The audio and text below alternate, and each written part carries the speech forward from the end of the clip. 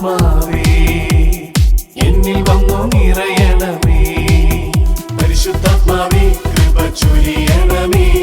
പരിശുദ്ധാത്മാവേ ശക്തി പകരണമേ. പരിശുദ്ധാത്മാവേ കൃപ ചൊരിയണമേ. പരിശുദ്ധാത്മാവേ ശക്തി പകരണമേ. പരിശുദ്ധ പരമ ദിവികാരുണ്യമായ ഈശോയ്ക്ക് ആരാധനയും സ്തുതിയും വീഴ്ചയും ഉണ്ടായിരിക്കട്ടെ. പരിശുദ്ധ പരമ ദിവികാരുണ്യമായ ഈശോയ്ക്ക് ആരാധനയും സ്തുതിയും വീഴ്ചയും ഉണ്ടായിരിക്കട്ടെ. പരിശുദ്ധ പരമ ദിവികാരുണ്യമായ ഈശോയ്ക്ക് ആരാധനയും സ്തുതിയും വീഴ്ചയും ഉണ്ടായിരിക്കട്ടെ. ദിവ്യ കാരുണ്യമായിട്ട് ഈ നിമിഷങ്ങളിൽ നമ്മുടെ ജീവിതത്തിലേക്ക് കടന്നു വരുന്ന കർത്താവിനെ നമ്മുടെ ഹൃദയത്തിൽ ഏറ്റിക്കൊണ്ട് നമ്മുടെ ജീവിതം അവന് സമർപ്പിച്ചുകൊണ്ട് ഈ സഹനത്തിൻ്റെ തിരുമണിക്കൂറിൽ കർത്താവ് നമുക്ക് വേണ്ടി സഹിച്ച സഹനങ്ങളെപ്പറ്റി ധ്യാനിച്ചുകൊണ്ട് നമ്മുടെ ജീവിതത്തിലുടനീളം നാം കണ്ടുമുട്ടുന്ന സഹനങ്ങളെ സന്തോഷത്തോടും ആത്മാർത്ഥതയോടും കൂടെ ഏറ്റെടുത്തുകൊണ്ട് നമ്മുടെ മുമ്പിലേക്ക് കടന്നു വന്നിരിക്കുന്ന കർത്താവിനെ നമുക്ക് സ്തുതിച്ചാരാധിക്കാം. കരങ്ങളുയർത്തി കർത്താവിനെ സ്തുതിച്ച് ആരാധിക്കാം. Hallelujah hallelujah hallelujah. ഈശോയെ നന്ദി, ആരാധന ആരാധന. Hallelujah hallelujah hallelujah. ഈശോയെ നന്ദി, ആരാധന ആരാധന ആരാധന. Hallelujah hallelujah. ഈശോയെ നന്ദി, ആരാധന ആരാധന. Hallelujah hallelujah. ഈശോയെ നന്ദി, ആരാധന ആരാധന. Hallelujah hallelujah. ഈശോയെ നന്ദി, ഈശോയെ സ്തുതി ആരാധന. ഹല്ലേലൂയ. ഈശോയെ നന്ദി, ആരാധന ആരാധന. പ്രിയമുള്ളവരെ, ഈശോ നമുക്ക് വേണ്ടി കുരിശിൽ തറച്ച് മരിക്കപ്പെട്ടപ്പോൾ അവിടുന്ന് സഹിച്ച ആ സഹനങ്ങളെപ്പറ്റി ഈ കരുണയുടെ തിരുമണിക്കൂറിൽ ധ്യാനിച്ചുകൊണ്ട് നമുക്ക് കർത്താവിനോടൊപ്പമായിരിക്കാം. നമ്മുടെ ജീവിതത്തിലേക്ക് കർത്താവെ കരുണ ഒഴുക്കണമേ നമുക്ക് പ്രാർത്ഥിക്കാം. നമ്മുടെ ജീവിതത്തിൻ്റെ എല്ലാ അവസ്ഥകളെയും കർത്താവിന് സമർപ്പിച്ച് പ്രാർത്ഥിക്കാം. നമ്മുടെ ജീവിതത്തിൽ നാം കർത്താവിൻ്റെ സഹനങ്ങളെപ്പറ്റി ധ്യാനിക്കുമ്പോൾ കർത്താവ് സഹിച്ച പീഡകൾ വളരെ വലുതാണ്. കടലോളം കർത്താവ് സഹിച്ചെങ്കിൽ ഒരു ചെറിയ കടുക് മണിയോളം മാത്രമാണ് നാം നമ്മുടെ ജീവിതത്തിൽ സഹിക്കുന്നത്. സഹനങ്ങൾ തീർച്ചയായിട്ടും നമ്മെ കർത്താവിൻ്റെ സ്നേഹത്തിലേക്ക്, കർത്താവിൻ്റെ കരുണയിലേക്ക് അടുപ്പിക്കുകയാണ്. പ്രഭാഷകന്റെ പുസ്തകം 2-ാം അധ്യായം 4-5 വചനങ്ങൾ പറയുന്നുണ്ട്. ജീവിതത്തിൽ വരുന്ന ദുരിതങ്ങളെയെല്ലാം സ്വീകരിക്കുക. ഞെരുക്കുന്ന ദൗർഭാഗ്യങ്ങളിൽ ശാന്തത കൈവെടിയരുത്. എന്തെന്നാൽ സ്വർണം അഗ്നിയിൽ ശുദ്ധി ചെയ്യപ്പെടുന്നു. സഹനത്തിൻ്റെ ചൂളയിൽ കർത്താവിന് സ്വീകാര്യരായ മനുഷ്യരും. സ്വർണം അഗ്നിയിൽ ശുദ്ധി ചെയ്യപ്പെട്ട് അതിൻ്റെ ഏറ്റവും വലിയ മനോഹാരിതയിലേക്ക് കടന്നു വരുന്നത് പോലെ സഹനത്തിൻ്റെ അഗ്നിചൂളയിൽ കർത്താവിന് സ്വീകാര്യരായ നാം വിശുദ്ധിയിലേക്ക് കടന്നു വരികയാണ് എന്ന സത്യം നാം മനസ്സിലാക്കണം. ഒരുപക്ഷേ നമ്മുടെ ജീവിതത്തിൽ സഹനങ്ങൾ ഉണ്ടാകുമ്പോൾ അപൂർണമായ ഒരു സഹനമാണ് നമ്മുടെ ജീവിതത്തിൽ പലപ്പോഴും കടന്നു വരുന്നത്. അതായത് ജീവിതത്തിൽ സഹനങ്ങൾ ഉണ്ടാകുമ്പോൾ, വേദനകൾ ഉണ്ടാകുമ്പോൾ, മുറിവുകൾ ഉണ്ടാകുമ്പോൾ സഹനത്തിൻ്റെ ആ പൂർണ്ണതയിൽ നിന്ന് പലപ്പോഴും നമ്മൾ ഓടിയൊളിക്കുകയാണ്. എനിക്കിത് വേണ്ട, എനിക്കിത് കഴിയില്ല, ഞാനിത് അർഹിക്കുന്നില്ല എന്നൊക്കെ ചിന്തിച്ചുകൊണ്ട് പലപ്പോഴും നമ്മൾ നമ്മുടെ ജീവിതത്തിലെ സഹനങ്ങളിൽ നിന്ന് ഓടിയൊളിക്കുകയാണ്. ഈശോയുടെ ജീവിതത്തിലേക്ക് കടന്നു വരുമ്പോൾ പൂർണ്ണമായ ഒരു സഹനം നമുക്ക് കാണുവാനായിട്ട് സാധിക്കുന്നു. കർത്താവിൻ്റെ സഹനവേളയിൽ അവിടുന്ന് ആത്മാവിലും മനസ്സിലും ശരീരത്തിലുമൊക്കെ അതികഠോരമായ വേദനയാണ് സഹിച്ചത്. മനുഷ്യരാൽ, പ്രിയപ്പെട്ടവരാൽ ഉപേക്ഷിക്കപ്പെട്ടവനായിട്ട് കർത്താവ് മാറി. ദൈവം പോലും തന്നെ ഉപേക്ഷിച്ചുവെന്ന് ഒരു നിമിഷം കർത്താവ് ചിന്തിച്ചു. ഏലി ഏലി ലമ സബത്താനി. എൻ്റെ ദൈവമേ, എൻ്റെ ദൈവമേ, എന്തുകൊണ്ട് നീ എന്നെ ഉപേക്ഷിച്ചു? അത്ര കഠോരമായ പീഡകളിലൂടെയും വേദനകളിലൂടെയുമാണ് കർത്താവ് കടന്നുപോയത്. നമുക്ക് വേണ്ടി, നമ്മുടെ രക്ഷയ്ക്ക് വേണ്ടി, നമുക്ക് വേണ്ടി സ്വർഗത്തിൻ്റെ കവാടങ്ങൾ തുറന്നു തരുവാനായിട്ട് കർത്താവ് പരിപൂർണമായ ആ സഹനം ഏറ്റെടുക്കുകയാണ്. കർത്താവ് സഹനങ്ങൾ ഏറ്റെടുത്തപ്പോൾ പൂർണ്ണമായ സംതൃപ്തിയോടെ സഹനങ്ങൾ സ്വീകരിച്ച് ജീവിതത്തിൽ അത് സഹിക്കുകയാണ് ചെയ്തത്. സഹനത്തിൻ്റെ ചൂടിലും കർത്താവ് തന്നെ ഫരമേൽപ്പിച്ചിരിക്കുന്ന രക്ഷാകര കർമ്മ ഉത്തരവാദിത്യം ഒരിക്കലും ഉപേക്ഷിക്കുന്നില്ല.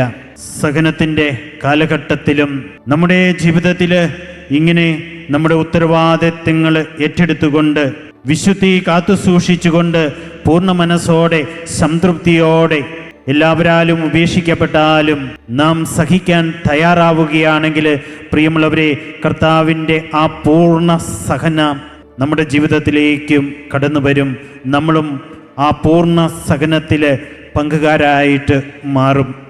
ഈശോ സഹിച്ചപ്പോൾ, ഈശോ സഹനങ്ങൾ ഏറ്റെടുത്തപ്പോൾ മറ്റുള്ളവരാൽ ഈശോയുടെ ജീവിതത്തിൽ താൻ ഒറ്റപ്പെടുത്തപ്പെട്ടു എന്ന് തോന്നിയപ്പോൾ ഈശോ പറയുന്നൊരു കാര്യമുണ്ട്: ഞാൻ ഏകനല്ല, പിതാവ് എൻ്റെ കൂടെയുണ്ട് എന്ന്. പിതാവ് തൻ്റെ കൂടെയുള്ളതിനാൽ കർത്താവ് തൻ്റെ പൂർണ്ണമായ സഹനം ഏറ്റെടുക്കുന്നതായിട്ട് നമുക്ക് കാണുവാനായിട്ട് സാധിക്കും. പ്രിയമുള്ളവരെ, ഈശോയെ പോലെ നമ്മളും നമ്മുടെ ജീവിതത്തിൽ ചിന്തിക്കുകയും പ്രവർത്തിക്കുകയും ഹൃദയത്തിൽ ഏറ്റെടുക്കുകയും ചെയ്യണം. എൻ്റെ സഹനത്തിൻ്റെ വേളയിൽ, ഞാൻ സഹിക്കുന്ന നിമിഷങ്ങളിൽ എൻ്റെ സഹനം, ആ സഹനത്തോടൊപ്പം പിതാവായ ദൈവവും എന്നോടൊപ്പം സഹിക്കുവാനായിട്ടുണ്ട്. സഹനങ്ങളുടെ സമയത്ത് ഈശോ ഒരിക്കൽ പോലും സ്വരമുയർത്തിയില്ല. സഹനത്തിൽ നിന്നും അവൻ ഒരിക്കലും മുഖം തിരിച്ചില്ല. സഹനത്തെപ്പറ്റി ഈശോ ഒരു നിമിഷം പോലും വിലപിച്ചില്ല. ഈശോ പൂർണ്ണമായ മൗനം പാലിച്ചുകൊണ്ട് സഹിച്ചു. ദൈവത്തിന് തന്നെ തന്നെ ഫരമേൽപ്പിച്ച് കുരിശോളം തന്നെ താഴ്ത്തി ക്ഷമയോടെ തൻ്റെ ജീവിതത്തിൽ കടന്നു വന്ന ഓരോ സഹനങ്ങളെയും കർത്താവ് സ്വീകരിക്കുന്നതായിട്ട്, കുരിശോളം കർത്താവ് സഹിക്കുന്നതായിട്ട് നമുക്ക് കാണുവാനായിട്ട് സാധിക്കും.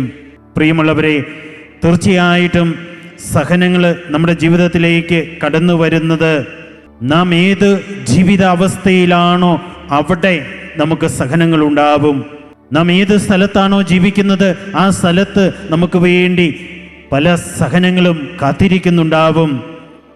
ഏത് കുടുംബത്തിലാണോ വീട്ടിലാണോ നാം താമസിക്കുന്നത് ആ കുടുംബത്തിൽ നമുക്ക് വേണ്ടിയുള്ള സഹനങ്ങളും നമ്മളെ കാത്തിരിപ്പുണ്ടാവും.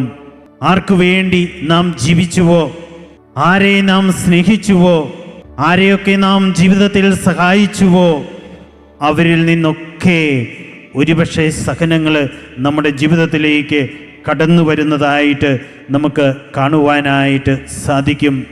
സഹനത്തിൻ്റെ വേളകളിൽ പലപ്പോഴും നമ്മൾ ജീവിതത്തിൽ ചോദിക്കുന്നൊരു ചോദ്യമുണ്ട്: ഞാൻ ഇത്രമാത്രം സഹിക്കുമ്പോഴും എൻ്റെ ദൈവം എവിടെയാണ് എന്ന്. പ്രിയമുള്ളവരെ, കർത്താവ് കുരിശിൽ പീഡകളേറ്റ് പിടഞ്ഞു മരിച്ചപ്പോൾ ദൈവം എവിടെയായിരുന്നു? കർത്താവ് കുരിശിൽ മരിച്ചപ്പോൾ ദൈവം എവിടെയായിരുന്നു? അവിടെയായിരിക്കും നമ്മുടെ പീഡകളുടെ സമയത്തും. കർത്താവ് പീഡകളേറ്റ് മരിച്ചപ്പോൾ പിതാവായ ദൈവം ആ കുരിശിൽ തന്നെ ഉണ്ടായിരുന്നു. കർത്താവ് വേദനകൾ ഏറ്റെടുത്തപ്പോൾ, സഹനങ്ങൾ ഏറ്റെടുത്തപ്പോൾ, മുറിവുകളാൽ പീഡിപ്പിക്കപ്പെട്ടപ്പോൾ പിതാവായ ദൈവം ആ സഹനങ്ങളിൽ കർത്താവിനോടൊപ്പമുണ്ടായിരുന്നു. പ്രിയമുള്ളവരെ, നമ്മൾ നമ്മുടെ ജീവിതത്തിൽ സഹനങ്ങൾ ഏറ്റെടുക്കുമ്പോൾ ഈ വലിയ ദൈവീക പദ്ധതിയെപ്പറ്റി, ദൈവീക സാന്നിധ്യത്തെപ്പറ്റി, ദൈവത്തിൻ്റെ വലിയ സംരക്ഷണവും പരിപാലനയും പറ്റി നാം ബോധവാന്മാരാകണം. ഞാൻ സഹിക്കുമ്പോൾ എൻ്റെ ദൈവം എന്നോടൊപ്പം സഹിക്കുന്നു. ഞാൻ ഒറ്റപ്പെടുമ്പോൾ എൻ്റെ ദൈവം എന്നോടൊപ്പം ഒറ്റപ്പെടുന്നു. ഞാൻ പീഡകളും സഹനങ്ങളും മുറിവുകളും എല്ലാം എൻ്റെ ജീവിതത്തിൽ ഏറ്റെടുക്കുമ്പോൾ അതെല്ലാം ഏറ്റെടുത്തുകൊണ്ട് എൻ്റെ രക്ഷയ്ക്ക് വേണ്ടി എന്നോടൊപ്പം അവൻ്റെ വലിയ സാന്നിധ്യവും സംരക്ഷണവും നൽകിക്കൊണ്ട് എൻ്റെ രക്ഷയ്ക്ക് വേണ്ടി എന്നോടൊപ്പം കാത്തിരുന്ന് സഹിക്കുന്നവനാണ് എൻ്റെ ദൈവം. പ്രിയമുള്ളവരെ, സഹനത്തിൻ്റെ വേളകളിൽ വലിയ ആത്മീയ ധൈര്യം ലഭിക്കുവാൻ, വലിയ ആത്മീയ ശക്തി ലഭിക്കുവാൻ ഈ ഒരു വലിയ ബോധ്യം നമുക്ക് വലിയ ദൈവിക ശക്തിയും പരിപാലനയും നൽകുമെന്ന് നമുക്ക് ഉറപ്പുണ്ടാകണം. എൻ്റെ വേദനയിൽ എൻ്റെ ദൈവം എന്നോടൊപ്പമുണ്ട്. ഞാൻ കുരിശുകൾ വഹിക്കുമ്പോൾ എൻ്റെ ദൈവം എന്നോടൊപ്പം കുരിശുകൾ വഹിച്ചുകൊണ്ട് കടന്നു പോവുകയാണ്. ഈ വലിയ ബോധ്യത്തോടു കൂടി നമ്മുടെ ജീവിതത്തിലെ സഹനങ്ങളെല്ലാം നമുക്ക് ഏറ്റെടുക്കാം.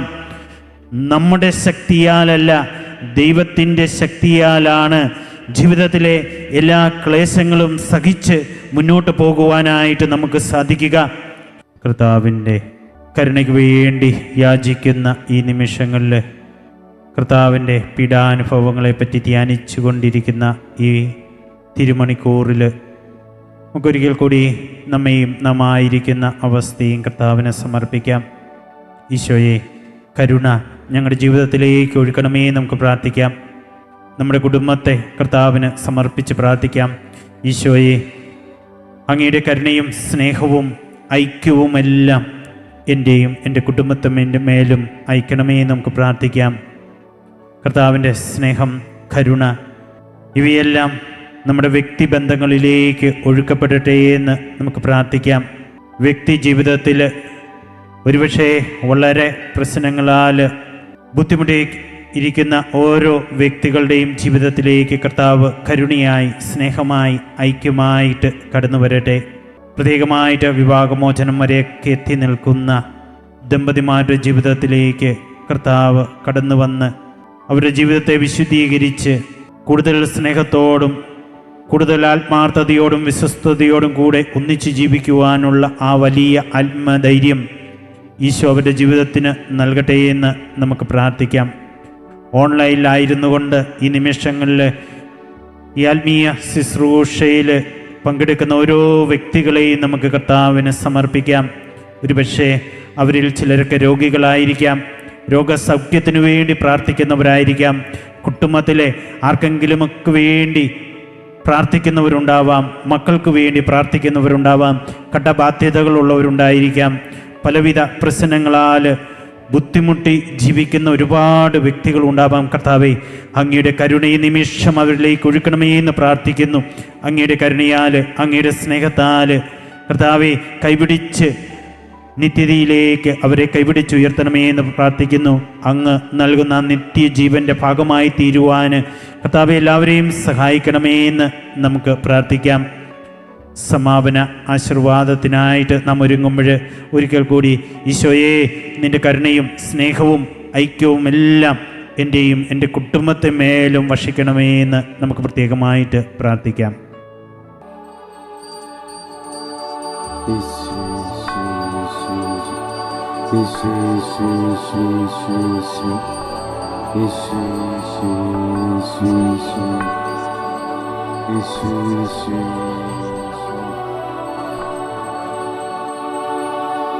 പരിശുദ്ധ പരമമാ ദിവ്യകാരുണ്യമേ, എന്നുമെന്നും അങ്ങേക്കാരാധന. പരിശുദ്ധ പരമമാ ദിവ്യകാരുണ്യമേ, എന്നുമെന്നും അങ്ങേക്കാരാധന. പരിശുദ്ധ പരമമാ ദിവ്യകാരുണ്യമേ, എന്നുമെന്നും അങ്ങേക്കാരാധന.